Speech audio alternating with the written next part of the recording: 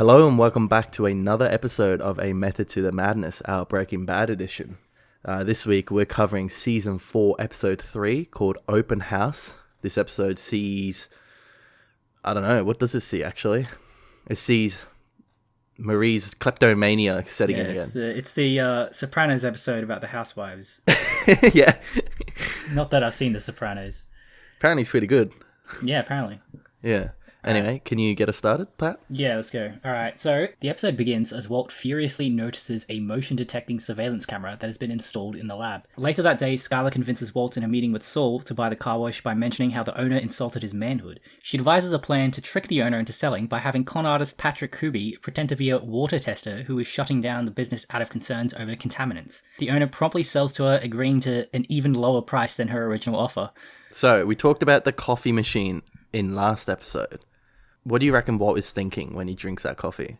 Okay, because I think he's proud of his plan that's come to fruition because he's in the lab, right? He's like, the episode begins with him, flipping switches and pressing buttons and shit, doing what he normally does. And the reason he's in that position, being able to cook meth, to do what he does best, is because he hatched a plan and the plan successfully panned out.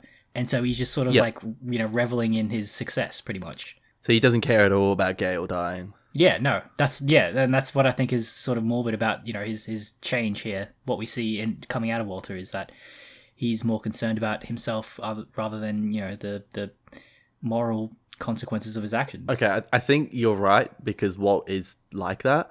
I think when I was watching it though, I was giving him too much credit. I kind of haven't watched it in a while. We haven't really been like doing it for 6 months, and I kind of just forgot about Walt being a cunt, and I just thought he was a nice dude. And so I was thinking that it was more of like literally a sense of admiration for or nostalgia because he sees the coffee contraption, and that's what Gale spent all this time building, right? Yeah, like that's it. Just a bit of nostalgia, I guess. But I think what you're saying makes more sense. Especially since he puts the coffee down like he doesn't want to drink it anymore after taking a sip. Like he regrets almost using it. Right, okay. Like as if he didn't really care. He just wanted to like taste a bit of coffee just because it was something that he won. It's his. No, sorry. I meant, actually, I think that's what I'm saying. I'm saying that he seems to put down a coffee, right? Like he doesn't want to drink it anymore. Like there's almost the expression like, I don't want the coffee. And he puts it down. I might be wrong, but that's what I interpreted. And that to me feels almost like he realizes that he's using the contraption of someone who's dead, someone that he, indirectly killed, and therefore he feels bad about it. I don't know. Yeah, press X for doubt. Yeah. Yeah. But anyway, the point is that the surveillance camera happens. That's important. Yeah. That is actually important, though, for later on. And who is behind it? Do you think it's Gus? Because he has that laptop with the security cameras. Well, I mean, we already know it's Gus, right? Do we? Who else would it be? I don't know, like Mike or Tyrus. Oh, like literally who is actually on the camera. Yeah. But according to the Wikipedia summary, it's a motion detecting surveillance camera, so it must mean it's automated. Yeah. I didn't think that either. Because, I thought some guy was like on a little joystick behind the laptop and he was like trying to fucking follow Walt. But he's going to do that all fucking day. It makes more sense that it's motion detecting. Right, that does make sense. But I just thought it was a funny thought, just someone behind the camera trying to piss off Walt by following him everywhere. Yeah. All right, now we go back to Bogdan and the car wash and Saul actually too and that conversation that they have. Yeah. Dude, I love Skyler and Saul's relationship. Like, when they're at Walt's place, she's trying to be professional, and Saul is just too much of a character. Like, she's like, Mr. Goodman, and he's like, please. Like, the way he gestures, please, Saul. Yeah. It's just it's just so extra. I love it. And I love how she's like, he just needs the right motivation. And then Saul's so fucking dodgy. He's like, what are we talking? Like, make him an offer we can't refuse. And then she's like, no, that's not who we are, right? And then she looks at Walt, and then Walt, he like takes a second to consider it. And then he kind of snaps at him. He's like, no, of course not. Yeah, I think it's taking a little, there's a bit of a learning curve for her in terms of like how you operate in the criminal underworld, I guess. Yeah. She's just surprised by everything. And she's trying to keep everything by the books, which I guess is part of a character, part of a, when you always do the right thing. Yeah, I don't know. Virtue? Integrity. Right, integrity. Part of her integrity. It's a good word for that. Yeah. But anyway, but I like how she manipulates Walt into getting this car wash because of the insult that he gave. Yeah. And she's even, despite the fact that she wants to do the right thing, she's hell-bent now on fucking this dude over. And the reality is that there is nothing wrong with this water, right? And that's what I'm trying to say. Like, we're set up to hate Bogdan based on what he said last episode and how he's generally a shitty manager kind of thing. But does he really deserve what happens to him? Yeah, I don't know. That's a good question. Yeah, it's pretty fucking nasty what they do. Like, you know, he's happy in the job. He's making big bucks from his car wash, you know, and now they're fucking him over and he has to sell it at a cheaper price. I don't know. I think I'm just blinded by my contempt for him. I don't really give a fuck. I know. But, like, I like how it starts off with, it's like a chain, right? Like, it's a back and forth ill behavior between the two parties. And it starts off with Walt being essentially a dick in some ways as an employee, although Bogdan is a bit of a dick manager and leaves without telling him. But then we know that he does that because he has cancer, and he doesn't disclose that to Bogdan, who probably would have felt more sorry for him if he had known.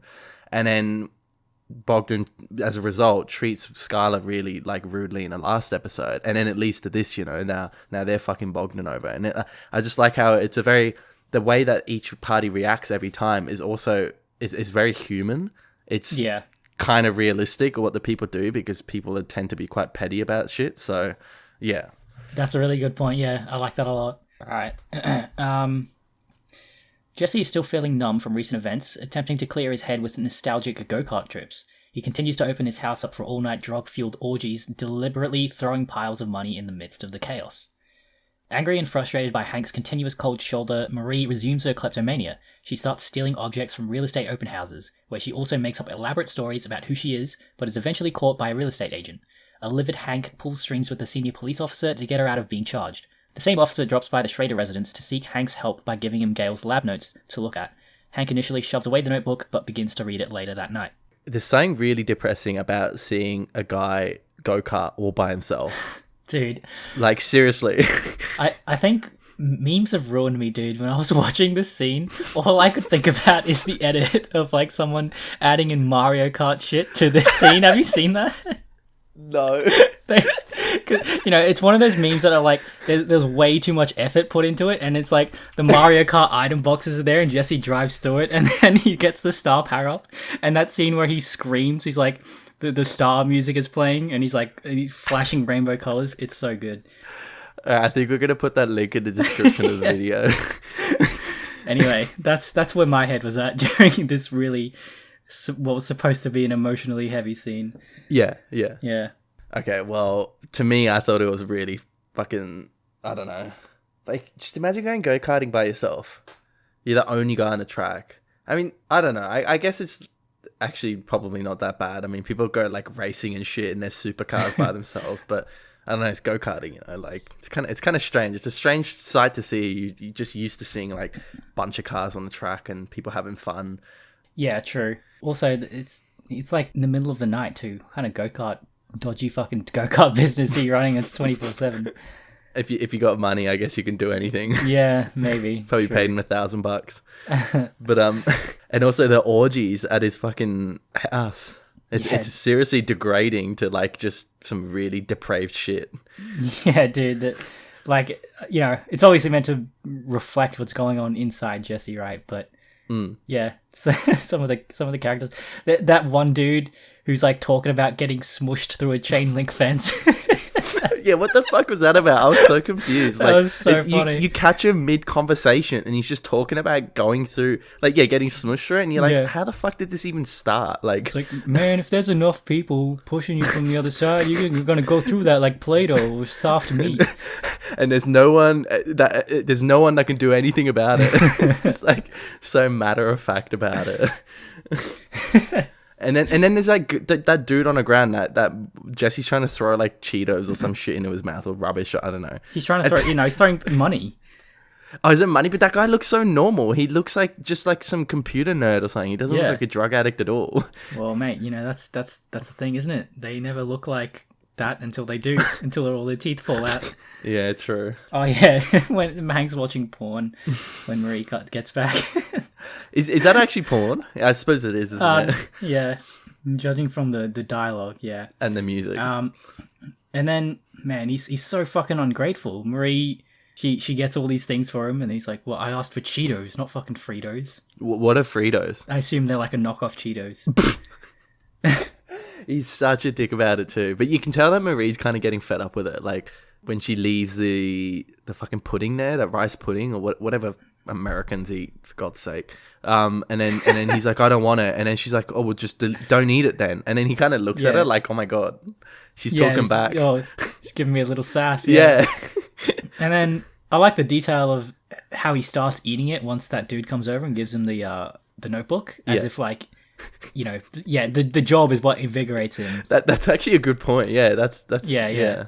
And yeah, because that is like the start of when he starts getting into, you know, start getting on his feet, both metaphorically and literally from here on. Yeah, that's true. And also, soon we get that sick music video of Gail Bedecker singing Major Tom. Yeah, that's right. And yeah, anyway, I think we've talked about Marie's kleptomania before, but like, why? Why include it? No, why kleptomania, out of all things? Oh, right, yeah. It is very strange, yeah. I suppose, I mean, I guess the point is that it's she's going back into kleptomania because of the stress of home and stuff. I guess that's what it's trying to say. But yeah, why kleptomania of all things? Like, and I love the corruptness of the police organization, you know, just, oh yeah, I got the husband in the DEA out of getting fucking going to jail for like stealing shit. Yeah, I mean, that is how it would work, so yeah. It's how it works here in Australia. Yeah, it's not unrealistic. Yeah. Yeah, it's how it works everywhere, probably. Yeah. Oh, yeah. One thing I forgot to mention is at the beginning when Skyler goes to visit Walt, and Walt's trying to hide his black eye, but you can kind of tell that he's secretly proud of sort of being mysterious, and he's proud of being in a bar fight, pretty much. And he's like, yes, Skyler. And it's also like one of the first fucking times he doesn't lie to her. Yeah, that's true. Mostly everything he said was true. All right, well, that's all I got. Yeah. All right, well, thanks for listening to that. Join us next time for episode 4 of season 4 of Breaking Bad. See ya. The thing that worries me is getting trampled or shoved up against a chain link fence, because if you really think about it, if you're against a chain link fence and you've got a lot of people trying to escape, pushing hard enough forward, it's not a joke. You're going to get squeezed right through the chain links like Play-Doh or some kind of soft meat. And this is inevitable, okay? And there's nothing you or me or anyone can do about it. And if the fence posts are stuck deep, really deep with the cement way down inside the ground, then it's definitely happening. If you like this series, Mitch is going to tell you where you can find more of these. Yep, so you can find us on Spotify, YouTube, iTunes, SoundCloud, or Stitcher. And we've also got a website, amttm.com, where you can find our fabulous episodes on Breaking Bad. If you have any questions, queries, insights, or criticism, you can send them to mail@amttm.com. And as always, thank you for listening.